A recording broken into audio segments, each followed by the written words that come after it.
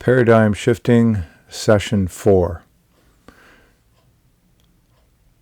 Okay, your purpose is the most important aspect of this whole journey, because if you have a big enough purpose, then you will be able to overcome any of your personal weakness or failings, because people will do things for others they won't do for themselves. And I've seen this repeatedly happen both in my own life and in people I've worked around, because as an elementary school teacher, especially in special ed, I worked with a lot of people who were very focused on helping others, and sometimes they were unwilling to help themselves. So that's why going through your value system and making sure your values are all aligned with the purpose that you've chosen is so important. And devolving from that will be all your beliefs around those things. And now you're ready to start exploring how to utilize this consciously. I am going to propose that you are already an expert at managing energy, because that's what people do. Let's take a look at some of the different groups of people that utilize energy of the groups. Government, religions, companies, right? They all have mission statements or stated purpose, and they get everybody working in alignment with that stated purpose within the group. Why is it that every group of humans on the planet have a religion? It's a curious thing. Religions have a multitude of different purposes, at least seems to me they do anyway. I got to spend about a decade with my second wife going to the church she belonged to every Sunday, and I got to make a study of how religions operate. And my personal beliefs and values align closely with the Judeo-Christian ethos, because that was the paradigm that I grew up in. And I haven't really found that other religions have different ones. They vary in their details, but basically they all have the same basic structure. They're all hierarchies, and they all align everybody in the same thought paradigm, and they all move energy upwards from the bottom to the top. Now, let's take a look at religions from a variety of points of view. I mean, people have needs that get satisfied through their activities in life, and joining a group of people of like mind with like purpose has a variety of benefits. For instance, you have a community where you can belong to. You have a purpose because the community has a stated purpose. You have a way of, it's protection as well, right? Excommunication used to be the worst thing you could do to somebody when everybody belongs to the church, because then nobody would deal with you if you were excommunicated. And that was pretty much a death sentence, or you would end up with den of thieves, I guess, because you needed to find a group. You look at gangs. There's another set of groups. I'm not trying to compare religions to gangs, but people look for belonging. And that's what gangs do. They provide these outcast children. I worked with a bunch of the kids that were at risk of that. They basically befriend them and get them to get a sense of camaraderie and belonging. And then they start getting them to do things that perhaps go against the value systems the kids were raised with. But these children are not your typical well-balanced children, generally, they're quite often, they don't necessarily come from poor backgrounds. They come from backgrounds where the parents might not be around much and the kids are kind of at loose ends and raising themselves. And that's a terrible thing because teenagers are terribly unsophisticated and they really don't know what they're doing for the most part. And quite often these young people that are dragged into gangs, I don't mean dragged in, but, co-opted in or enticed in, they're generally not the most intelligent of the population. They're angry, frustrated, and isolated from the general group because they don't really fit in for whatever reason. And so they're ripe for the gangs because the gangs are looking for people like that to use and do their dirty work so that they don't get caught by the authority figures and punished. So belonging is really important. People that aren't part of a religion find other groups to belong to. I mean, book clubs, sports clubs, gaming groups. A lot of young people are into gaming, and a lot of middle-aged people have grown up with gaming and now they're middle-aged. And that's their life. And it's a fantasy, and it's like any addiction. It can be challenged socially and economically, Not all people who have addictions are dysfunctional. I mean, there are weekend heroin addicts. I don't recommend it, but it happens. Or people use other illicit drugs. Or illicit drugs. Like there's a lot of people addicted to pharmaceutical drugs that are almost by design very addictive. Getting back to using your energy for higher purpose, gangs are not particularly good at that. Religions are. They allow you to aim for a higher purpose, something beyond or better than yourself. I mean, I was just watching geopolitical events unfold around us in the current time and listening to a lot of the people in the United States talking about getting back to the roots of their Constitution and their Declaration of Independence and all the different things that go with it.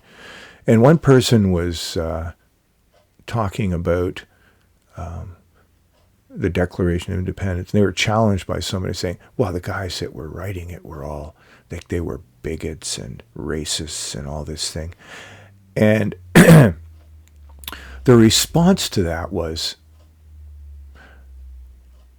where do you find that in the document? It wasn't there. Why not? These people obviously had interesting different viewpoints on, people's relative value. Why wasn't it in there? Well, they were aiming for a higher purpose. They were aiming for what is the best we can aim for and achieve. And so they left their racism out and they left their bigotry out and they put something in that was worth fighting for because they were fighting for a new paradigm. The British monarchy was not doing it for them. They overthrew the British monarchy for a 3% tax on tea. Holy jumping. If they can only see how much tax people are getting gouged nowadays. I'm in Canada and I saw some French YouTuber going off and he was talking about getting 57% of his wages going to taxes, and he was furious. Rightly so. I mean, governments, like any cancerous organization, tend to grow and spread unless they're checked, and you need a balance in any system if it's going to have any long-term staying power. Okay, so that is mixed in with our values and our beliefs about what we want in the world, right? Because those things are real practical, down-to-earth, kind of lower level of abstraction kind of things to look at. Like, how do we live our life? What are the rules of engagement for life? Well, if you want to engage with life in a meaningful way and utilize your personal power for the betterment of humanity, religions show us the cues and keys of how to do that. Now, think about what the fundamental thing in religion is. It's something called prayer or meditation, right? The different schools of philosophy and religion, theology, have some form of stylized, focused attention for a purpose. And if you think about it, like, I know a bit about the Christian religion because I've grown up in a Christian society. And when you go to church, they want you look at what they do with kids, right? Because I'm interested in children because I spent my career working with them, trying to help them become thinking, conscious beings so that, we can improve the species. What do they tell children to do every night before they go to bed? Pray. What does that mean? Well, showing an attitude of gratitude for things that you have and would like to have in your life. Well, people don't do things like that for thousands of years in cultures unless there's some benefit to it. So what would that benefit be? Well, if we look at the world as an energetic space where we are swimming in a soup of energy patterns that flow around us like water around fish. Fish don't realize they're in water. That's just where they live. And we don't realize there's energy patterns around us because this is where we live. So from a young age, if you teach a child how to focus their mind on things that they want and things that they're grateful for, you're getting them to align their energy in a manner that they can help build an energetic pattern in the society they live in. And that is what we use to create our world. Now, you take that up to the adult world and you go to church and I listen to the preachers and what they say. And usually at some point they have a prayer. They all sing songs that are the same songs, and they're all familiar with them, that are setting a paradigm or a pattern of thinking, that because it's all embodied in the presuppositions in the songs and hymns they sing. I mean, I did a lot of this in hindsight. I wasn't just analyzing everything when I was, hanging out with these people, because they were good people and their hearts were in the right place and they were trying to create a world that was worth living in. And I honor and respect anyone doing that. I don't really care what kind of religion you're in or not. I'm more interested in what you're doing with your life and how is using it to benefit others. Because when we all do well, everybody does well. And, the more alignment of purpose we can have as a species, the better everybody's going to do. Okay, back to religion. Okay, so they get everybody to pray together. Let's have a prayer for Sister Sarah, who's having a health issue. Let's pray for some special project the church is doing that they want to have to help people out, because that's generally what churches do, right? They try and help each other, they try and help members of the congregation, and they try and expand it out into the community. And there's a bunch of good reasons for that. Like, the selfish reason is you're going to get more members because people are going to say, wow, you guys are doing good stuff. I want to help. And Nothing wrong with that. It's a good thing. I mean, that's how societies operate. Let's not get all judgy about how people do things or why they do what they do. It's interesting to watch and analyze it and see what goodness you can get out of it and what learnings you can take away and use yourself, because that's how humans learn and grow. So what we can do with that is, okay, let's take the language out and just look at the energetic context that you're operating in. So you get a group of people together, and they spend every day of the week practicing aligning their thinking in a certain way called prayer. And they get together sometimes in a study group midweek too, and they join together and they put a resonant pattern, frequency pattern. It resonates with the energy all around, and they put some emotion into it in order to affect the energy patterns, because things happen in our world for reasons that, wow, was that ever a coincidence? Oh, was it? You talk about luck. What's luck? Good luck. Bad luck. Why are some people really lucky and other people really unlucky? Well, if you look at the people who are lucky, they tend to be people who are focused on their own thing. They don't generally tend to be morose, moody people. They tend to be people who are positively disposed to life. They have visions of what they would like in life, and they seem to attract situations to themselves almost by magic, that they fall into things. Now, not everybody who does this has everything good coming to them, because people are human and we have weaknesses, and sometimes those weaknesses get the better of us, and we end up only moving forward in certain areas and not in others. The other thing I was going to look at was faith healing, because there seems to be, if you look at it energetically, interesting kind of thing to think about, right? Faith healing, a lot of people think it's mumbo jumbo. People that go to a faith healer, usually it's most of the people that are going to witness what's going on. They're going to see somebody get healed.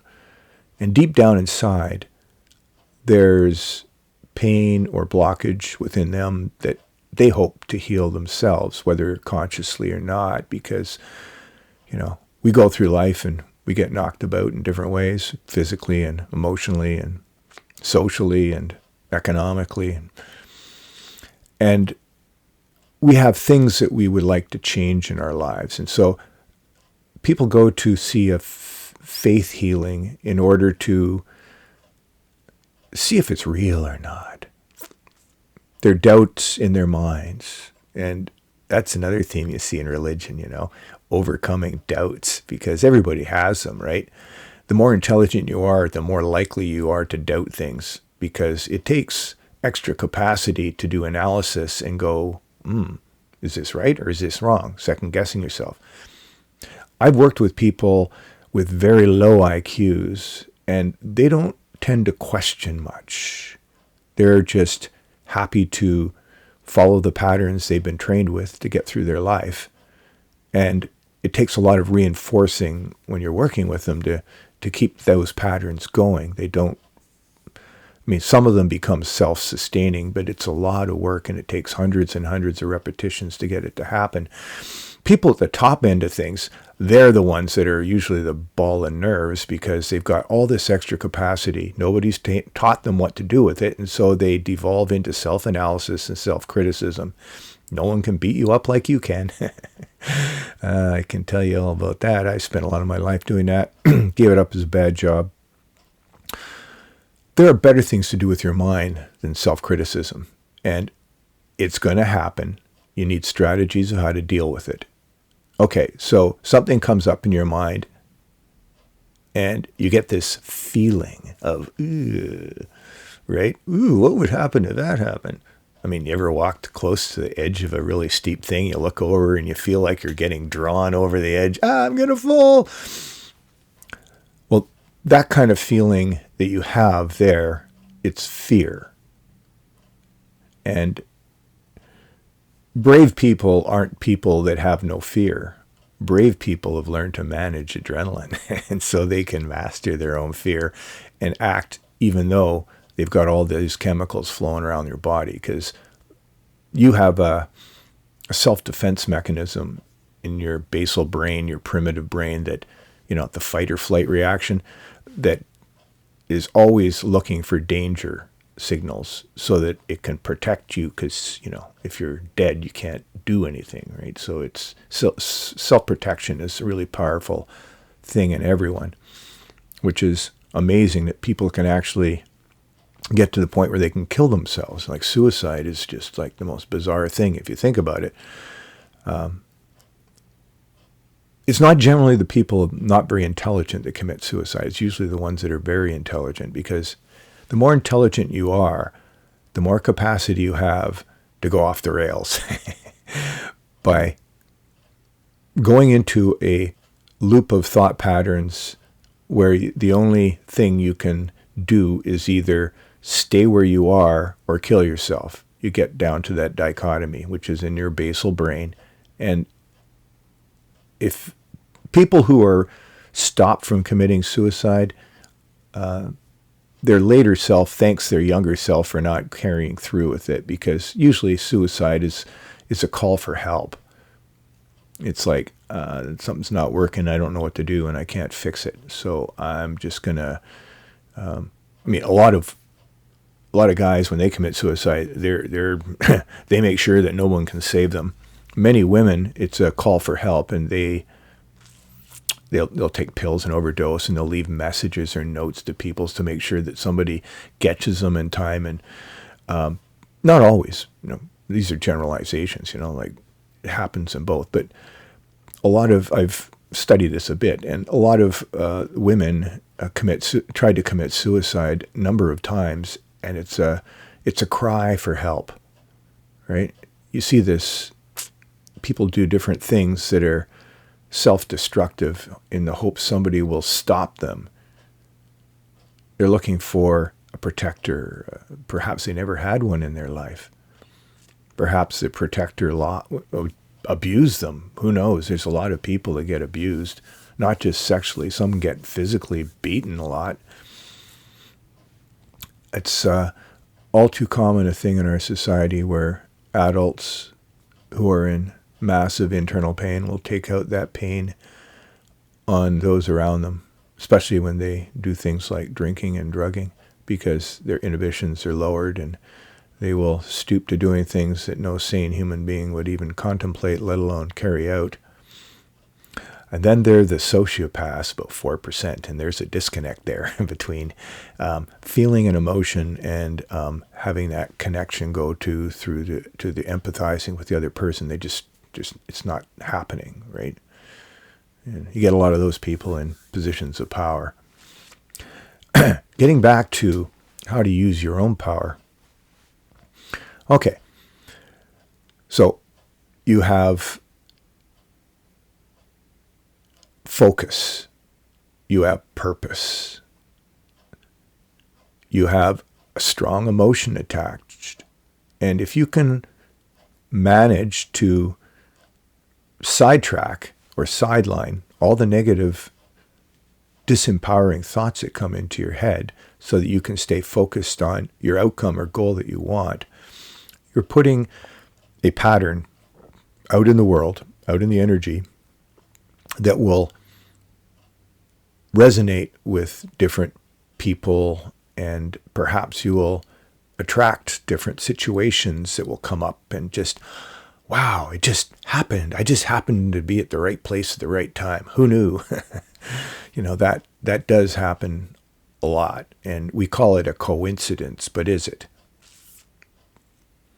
So, lining your thoughts, dealing with your fears you have to have a strategy for that, right? So how do you deal with fear thoughts? Well, fear is thinking about things in the future that might happen that are not good and getting emotionally involved with it. Anxiety is a lesser form of that same fear, right? It's concern about being judged is a big one, right? There's people have different reasons for being anxious, fear of failure, but they're all fears, right? So the best way to sidetrack that is have a strategy where anything that comes up, you go, that's not in alignment with my purpose, so I'm going to focus on this instead. And if you can hold that thought in your mind of what you want, if you have enough motivation, it becomes real easy. You look at people like Elon Musk, you think he gets sidetracked in fear a lot? I don't think he's got time for any of that, because his thinking is so in alignment with the purposes he has that he barely sleeps. He's totally focused. You've heard that saying, if you want something done, give it to a busy person. Well, they have strategies for incorporating more into their life, and so they're very efficient at doing things. And if you take someone who, they call them lazy, but I hate that term because it's a catch-all phrase for people who are self-sabotaging. And usually it's fear that does that. Now, I don't know what kind of fears Elon Musk deals with, or if he does, maybe he has strategies to suppress those or deal with them immediately so that they don't become, kill the monster when it's small, and then it doesn't become a monster. Maybe you can tame it and utilize that energy in another way, or take that thought form and take whatever learnings you can from it and incorporate it into your strategies so you can mitigate any problems that might come up in the future. Because all these thoughts that come into your head have a purpose, a reason for being there. So if you have a thought that says, oh, I'm afraid that somebody's going to rob me, well, you can either go hide under your bed, or you could figure out how to protect yourself and safeguard yourself from danger in as many ways as possible, and focus your awareness on your surroundings at all time. I used to train kids in school. I mean, I tried to teach them how to think as well, but you got to train people how to do certain things, because habits are important, especially self-maintenance and self-survival habits. They're critical to your existence. So I'd ring this little tinkly bell. It had a little unicorn on it. It was brass bell. I don't know. I got it in the secondhand shop somewhere. And it was, or maybe somebody gave it to me. And I would wait for 10 seconds. And then I would give them a command and say, too slow. Everybody stand up behind your chair. Go line up at the door now. Right? I was training them to always be paying attention. You need 2% of your mind paying attention to your background surroundings, because it's way too easy to get sucked up into your head and totally blank out the world. That's a useful skill. There's a time and a place for it. Apparently, Nikola Tesla could blank out reality and vision his machines he was designing in his head. They would that's what he would be seeing. He wouldn't be seeing what was in the room around him. He would be seeing whatever he was imagining, and it just totally overwhelmed all the reality of his everyday life, and he was able to visualize in incredible detail the things he was designing. And funny story, he designed the generators at Niagara Falls. They're still running, apparently. And he ran them in his mind for 3 months, and then he imagined taking them apart and looking where the wear was. And when they built the generators, they ran them for 3 months. took them apart and look where the wear was, and it was just where he thought it would be. So he had this special knack of being able to visualize things. Do you think Nikola Tesla was afraid? He didn't have time for that because he was totally dedicated and focused to his task. That is the key. If you can find some vision, purpose that's bigger than yourself, that drives you, so you eat, think, breathe, sleep, have dreams about it, now you've got something that's going to be shaking the world. Because when you can relentlessly focus and shape your thoughts and emotions in like joy is, if you're feeling joy, you're connected to source energy. You're feeding off of the energy flow around you. You're not trying to suck it off of the people around you, because that's what conflict with interpersonal conflict's all about, is everybody fighting for a small pot of energy when we're conduits. You can flow energy anytime, and that's why faith healing works, because you're giving people paradigms of freeing the blockages by modeling it and using the energy patterns to form a dynamic in the space where healing is a possibility. Because the person who's a faith healer is so certain of their abilities, there is no possibility for anything else to occur. And that is where power lies. That's why Elon Musk's so successful. That's why Donald Trump is so successful. Those people are paradigms of magnificence in our world currently. Anyway, I think that's enough for this session, and I'm not sure where we're going next, but I think it's going to be playing with energy more. Have fun with it.